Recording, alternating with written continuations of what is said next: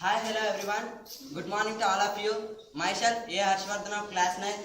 Today, me and my friends explain some topics which is in the chapter Natural Resources. So, today I am going to tell the topic Water, a Wonder Liquid. My name is Rajesh and I am from class 9 JNV Srako. I am Saksha, class 9 JNV Srikakulam. I am Saujanya of class 9 JNV Srikakulam. I am Apurva of class 9 JNV Srikakulam. Okay, let us start our first topic, water, a wonder liquid.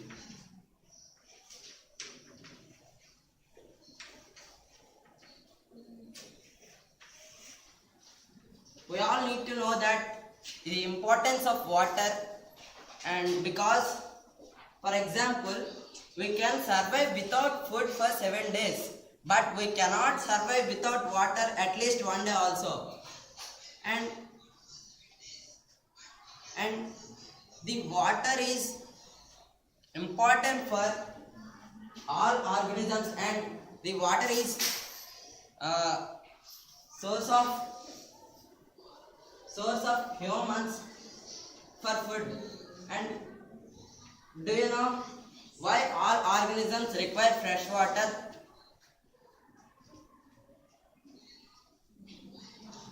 Can anyone? Okay, alright.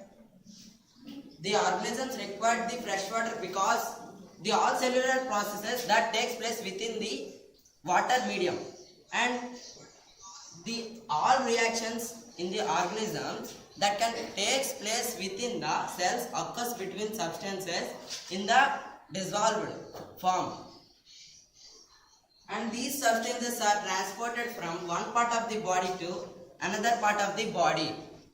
And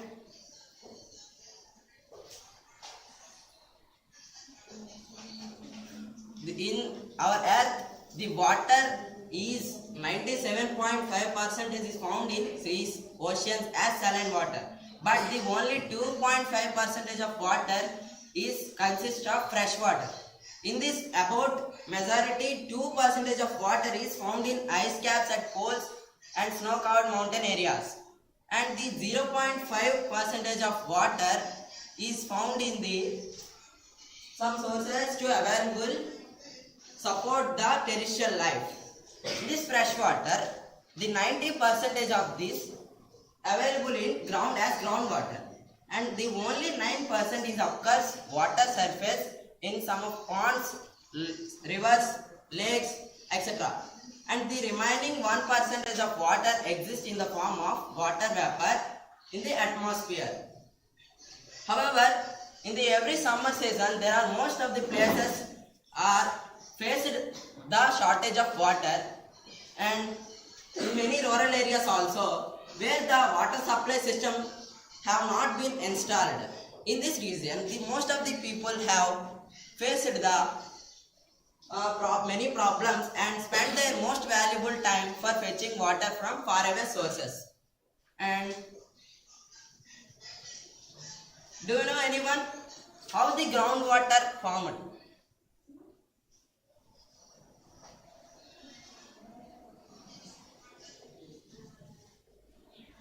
Okay, let us see.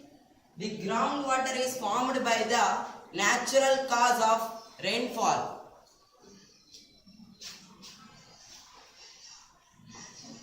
When the rains falls on the earth's surface, then the rains is flow into the some of the oceans and rivers and ponds also, and the some of the water while flowing is evaporates into the atmosphere, and the remaining water is enters into the ground as through the small pores of the soil particles, and it is caused the groundwater formation. And this is all know about the water. Then the next topic will tell my friend.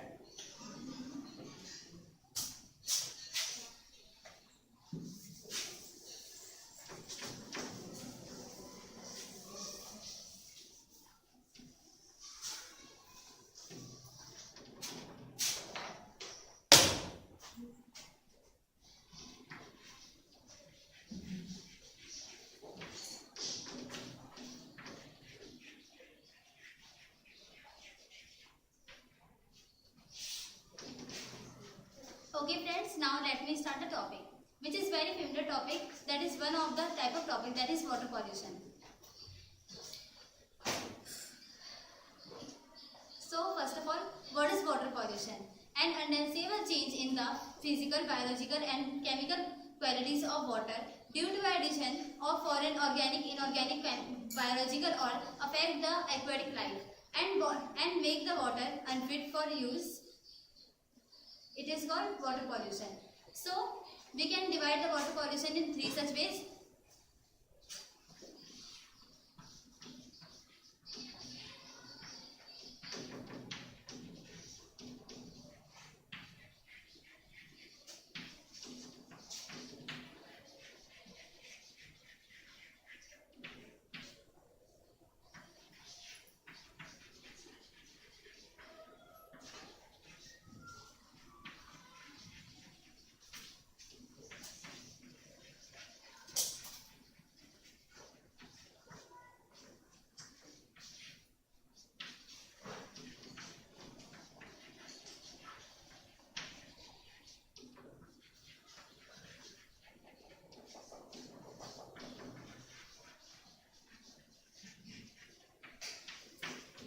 So first one is physical water pollution, second one is chemical water pollution, and third one is biological water pollution.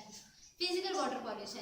Because of some of industrial factories and nuclear power plants, water being polluted. Water is used such operation for cooling purpose, and finally the hot water pump to the fresh water bodies. It leads to thermal pollution. Second one is chemical water pollution.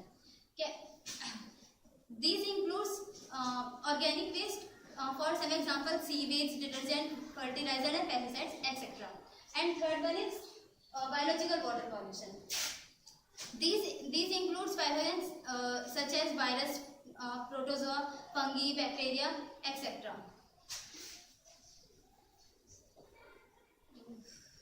Now we are going to discuss about source or causes of the water pollution.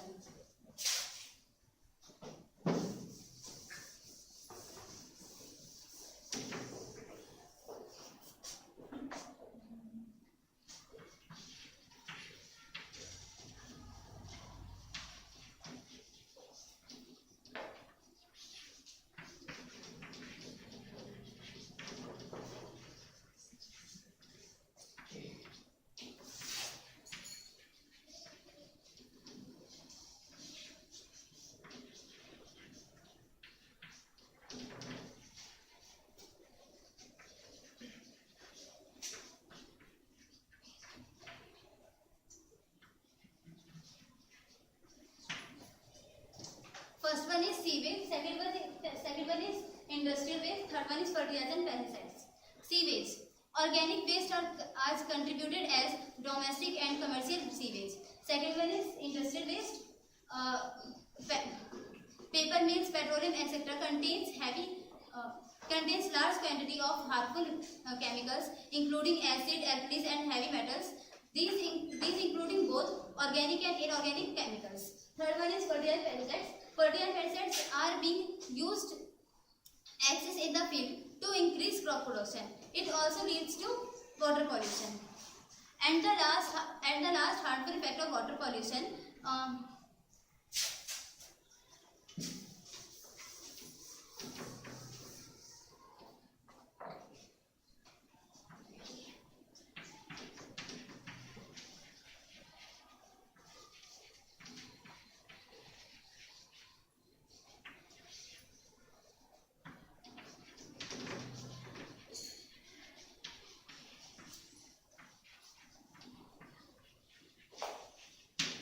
First one is human disease and the last one is aquatic disease. And my friend will come and continue next topic. I am here to say about the topic water cycle.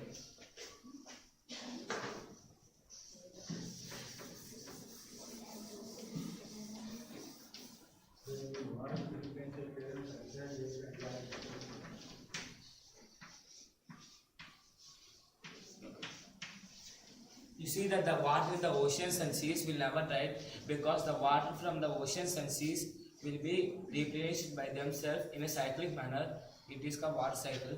Firstly, the sun heats the water on the surface, the sun rays will fall.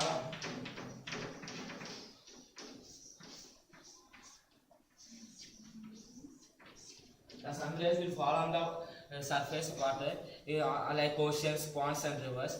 The water will be evaporate and changes its state to gaseous state. This gaseous state, in the gaseous state, the water will be droplets and vapors will combine to make clouds, and these clouds will condensate in a suitable climatic conditions, and then the rain occurs. The rain falls on the surface and sometimes in oceans. The rain falls on the surface.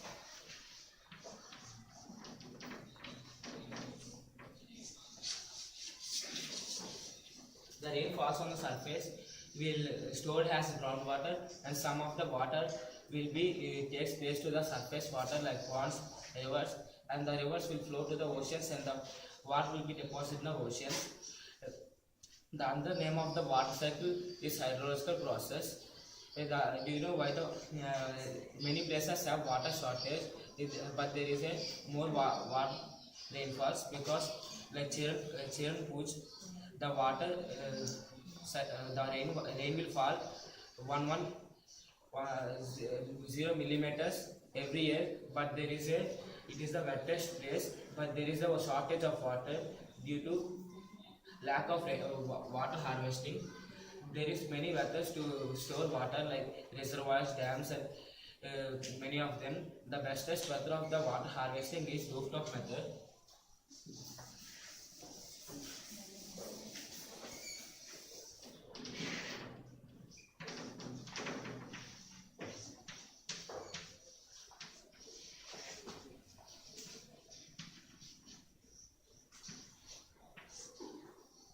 In this method, the rainwater will be stored on the roof in the roof of a building. The water, in a systemic manner, the water on the roof will be transported to a tank or pit where the water will be stored from the roof to another place. This water will be used for the daily uses, and the water also will be used for irrigation purposes and many purposes. The water will also be used for many things. Once the rain falls on the building's roof, the water will be comes to a canal or through a pipe to a tank where the water will be stored. This water will be used for irrigation purpose and daily uses, and for terrestrial life. This water also used for many purposes. And the water will be used for many things. And the second thing is dams. The rainwater will be stored in dams, and it is built on the lake where the water flows are continually, and the water stores the dam. When there is a water shortage, the dams will release the water, and it is used for irrigation purposes and many purposes. And next topic will continue by my friend.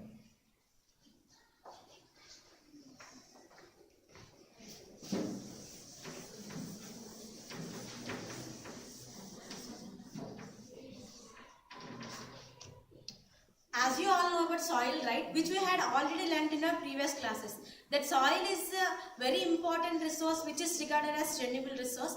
Can anybody tell what is meant by renewable resource?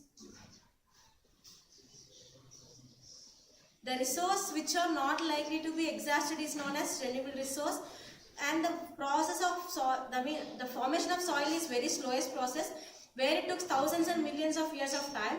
Now let us learn about minerals just from the soil.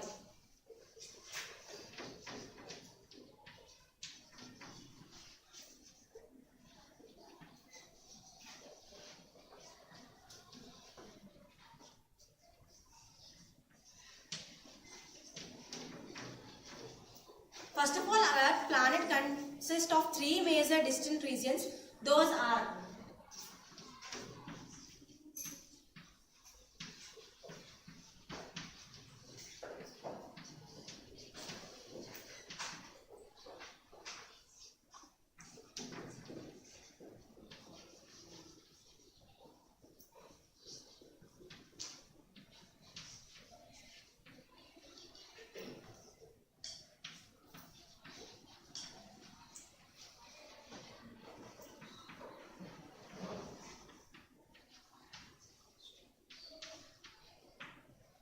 innermost core region, middle mantle region and outermost crust region. First of all, we will get clarity about innermost core region. It is the first or inner layer of earth which is very hottest region. Its soil is about 2200 miles in thickness. Second one is middle mantle region.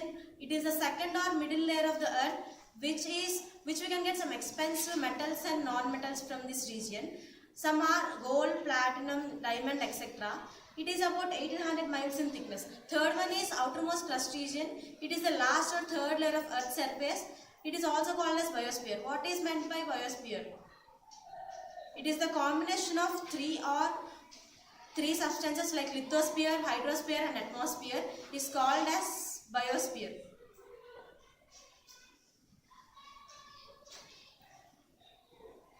The top surface layer at exposes its solid parts, crust weathering minerals and composed of many minerals in these rocks. Whether it is able to grow the plants in it is called soil. The outermost crust region has huge rocks. Those are contain some variety of minerals.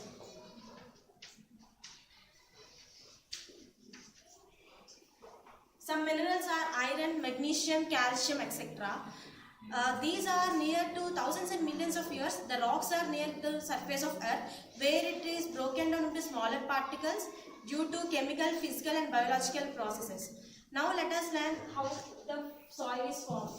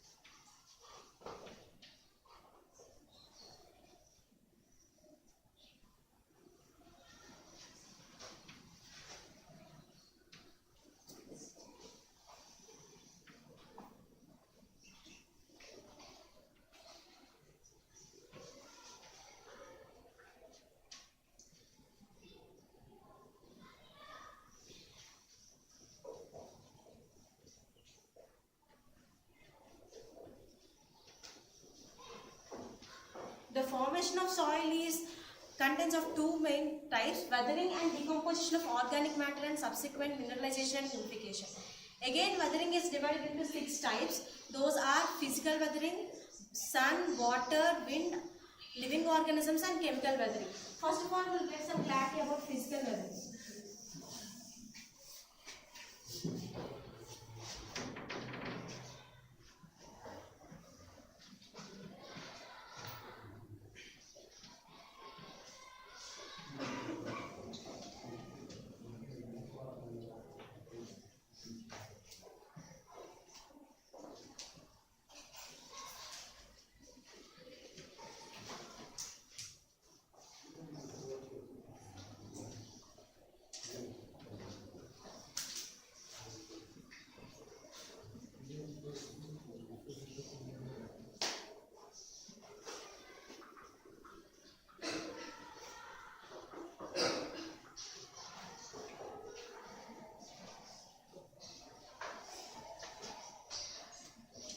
Physical weathering involves climatic changes such as heating, cooling, wetting, drying as forced action and mechanical forces as sudden rain, wave action and wind action.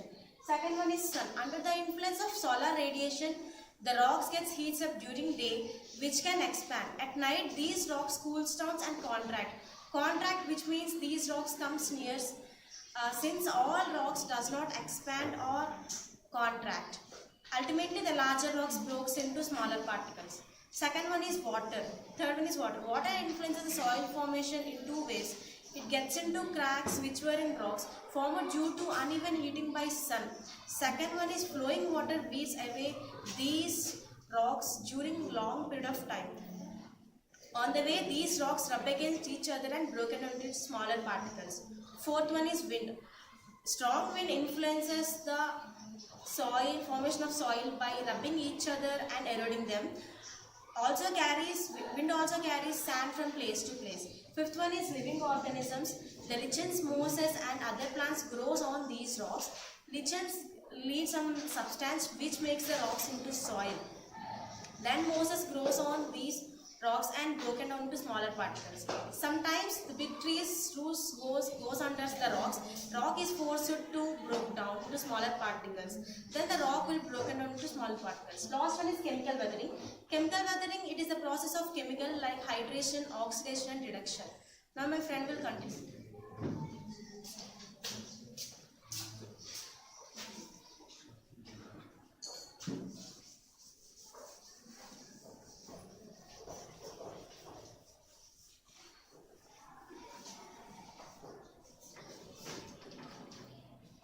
Okay friends, I am here to continue the topic soil with some subtopics like factors in deciding the soil structure and soil degradation. So let's start with factors in deciding the soil structure.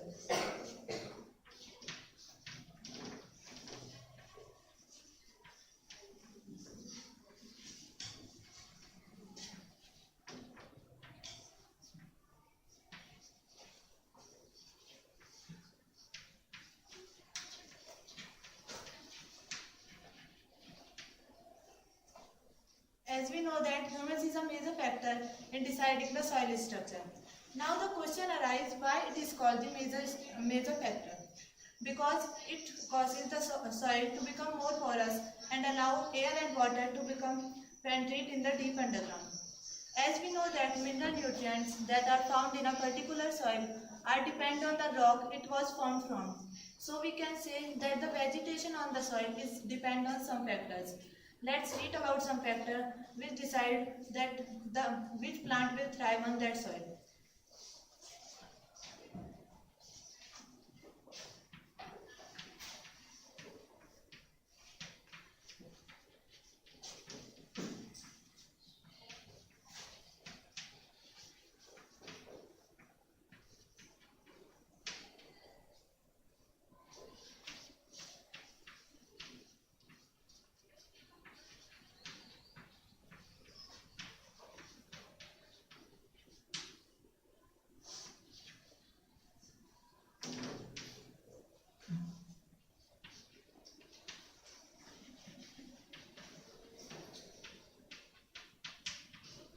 Here the first factor is the nutrient content of the soil, which refer to the amount of nutrient present in the soil. And the second factor is the humus content in the soil, which refer to the amount of humus present in the soil. And the third one is depth of the soil, which refer to the distance of the top layer of the soil from underlying parent rock. Thus, we can say that the topsoil is an important factor in deciding the biodiversity in that area. Here the term topsoil refers to the top layer of the soil which contain humus and living organism in addition of some fine soil particles. Now let's read about soil degradation.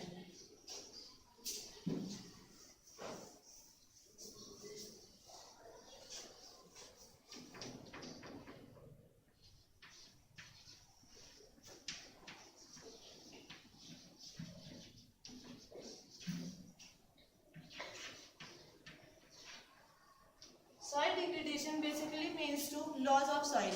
There are many causes of soil degradation, but here we have to learn two main causes which are mentioned in our textbook, which are modern farming practices and soil erosion.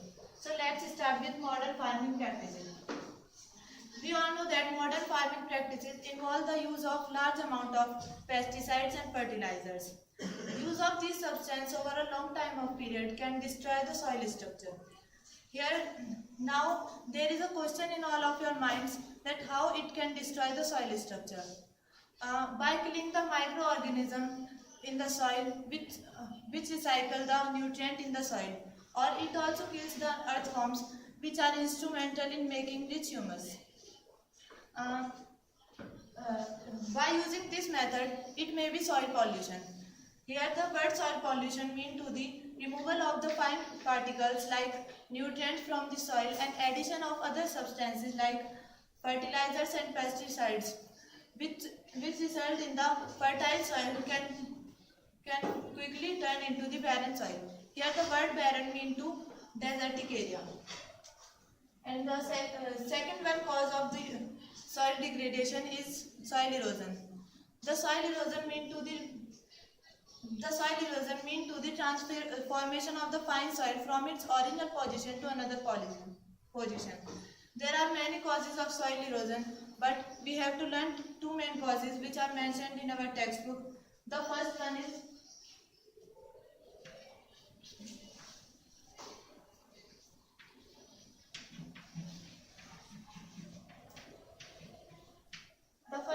heavy rains. When rain falls on the unprotected topsoil, it flows it and causes it to other position. And the second cause of soil erosion is